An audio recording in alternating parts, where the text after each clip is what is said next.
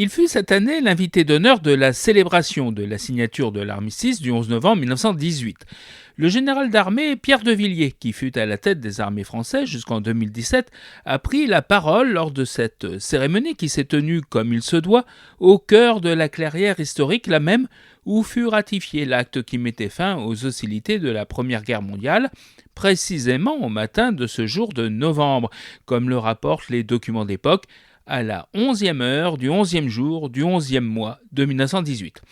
Dans son propos, le général de Villiers a évoqué son grand-père Louis qui compte au nombre des victimes de ce conflit. À cet instant, je pense à mon grand-père, le capitaine Louis de Villiers, tué au combat le 10 septembre 1914, à l'âge de 39 ans, au tout début de la Grande Guerre, dans la forêt de Champenoux. Je pense à mon père, né en 1913, qui n'a pas eu la chance de connaître le sien et qui a appris peu de jours après l'armistice que son père ne reviendrait jamais vivant. Que de malheur, de souffrance et de courage il a fallu à cette génération pour surmonter cette détresse. Lorsque vous m'avez invité à intervenir aujourd'hui, c'est d'abord à eux que j'ai pensé. Comme pour une grande majorité de familles françaises, cette guerre a multiplié les drames, les angoisses du quotidien, les blessures physiques et psychiques. J'étais chef d'état-major des armées pendant l'anniversaire du centenaire et j'ai revécu ces événements pendant 4 ans avec une grande émotion. Voilà pourquoi je suis fier et heureux d'être là à vos côtés pour commémorer cet armistice, se souvenir ensemble de ces moments terribles et plus que jamais œuvre de salut public dans notre époque qui perd peu à peu le fil de la mémoire, le fil de l'histoire, préférant l'événementiel du temps présent. D'abord, la guerre est la face sombre de l'humanité, mais elle en fait partie intégrante. L'homme restera un loup pour l'homme. La principale mission de cette commémoration est de maintenir la petite flamme vacillante de la mémoire chez certains de nos concitoyens qui, la perspective d'une guerre n'existe plus après 80 ans de paix. Nos sociétés européennes du bien-être individuel n'y sont plus prêtes. Et sur ce plan, nos amis ukrainiens nous envoient un beau message. Que se passerait-il en France si nous étions confrontés à une telle situation? Les poilus héroïques nous tracent le chemin du nécessaire réarmement moral de notre pays aujourd'hui. Au combat, je peux vous le dire, les forces morales sont souvent décisives. Alors, réapprenons à notre jeunesse, à cette belle jeunesse en qui j'ai confiance, à aimer la France. Cultivons la cohésion nationale, réapprenons l'esprit de défense à nos concitoyens. Notre jeunesse attend un cadre, de l'ordre, un subtil équilibre entre la fermeté et l'humanité, entre la bienveillance et l'exigence. Parlons-lui de la patrie, la terre de leur père. C'est la cendre des morts qui créa la patrie. Parlons-lui du drapeau et de nos 3 couleurs. Parlons-lui de l'obéissance, du travail, du sens de l'effort, du bien commun, du beau, du vrai, de l'amour des autres. Fais de ta vie un rêve et ce rêve deviendra réalité. Relisons Saint-Exupéry et redonnons du sens à nos jeunes qui ont soif de ce réarmement moral pour réussir leur vie et pas simplement réussir dans leur vie. Le moins que l'on puisse dire, c'est que le général de Villiers ne s'engage pas dans le courant de l'air du temps, bien au contraire, mais ces affirmations éclairées peuvent nourrir notre propre réflexion à l'heure où les remous de la géopolitique engendrent un monde de plus en plus mouvant et soumis aux influences des grandes puissances. Face à cela, l'ancien chef d'état-major des armées s'adresse à la jeunesse et insiste en parallèle sur l'indispensable prise de conscience de la part des dirigeants politiques.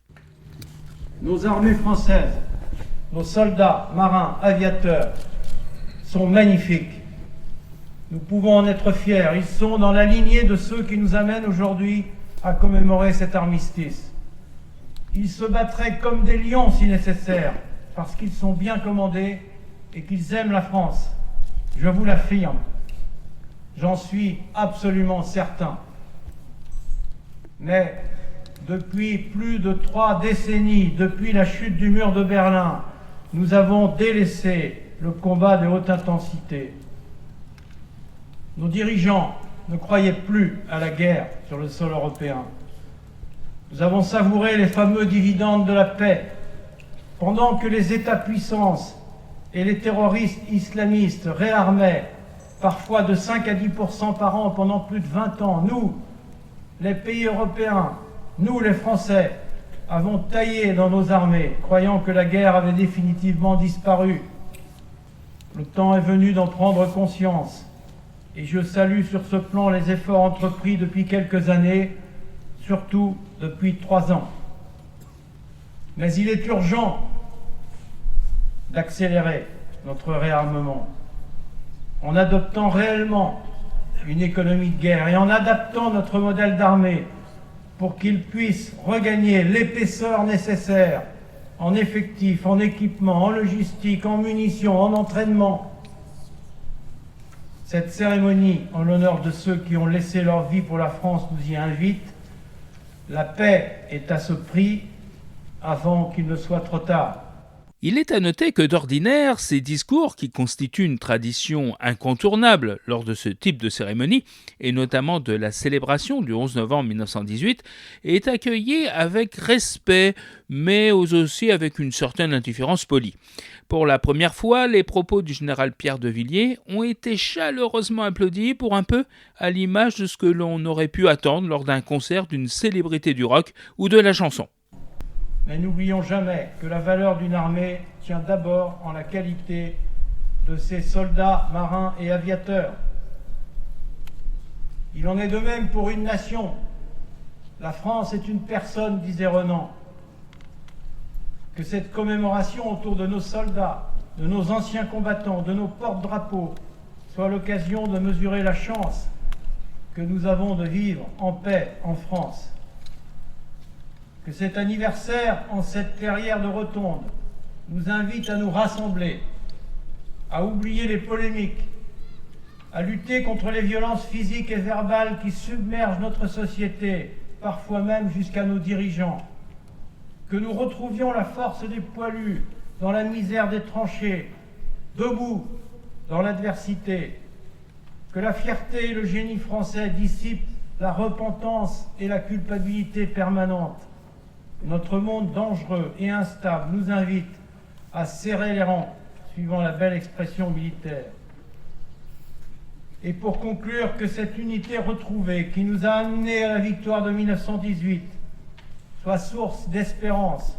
Cette petite fille chère à Peggy, lui-même héros de la Grande Guerre, tué d'une balle au front près de Meaux le 5 septembre 1914, alors qu'il exhortait sa compagnie à ne pas céder un pouce de terre française à l'ennemi.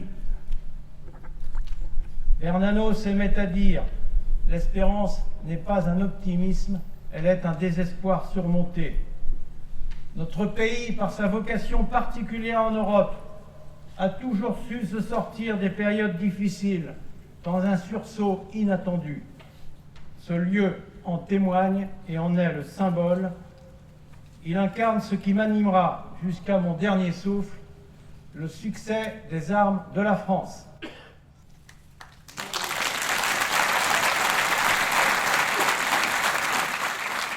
C'est le côté positif de ce type de prise de parole quand elle apporte un ton nouveau et parallèlement propose des pistes de réflexion. On peut d'ailleurs parier que le général Pierre de Villiers, qui confie en aparté son plaisir de venir à Compiègne, pourrait dans quelques mois faire entendre à nouveau cette parole, ce qui, à l'aube des élections municipales et au-delà, dans la perspective des présidentielles, apporterait de potentielles réponses à bien des questions.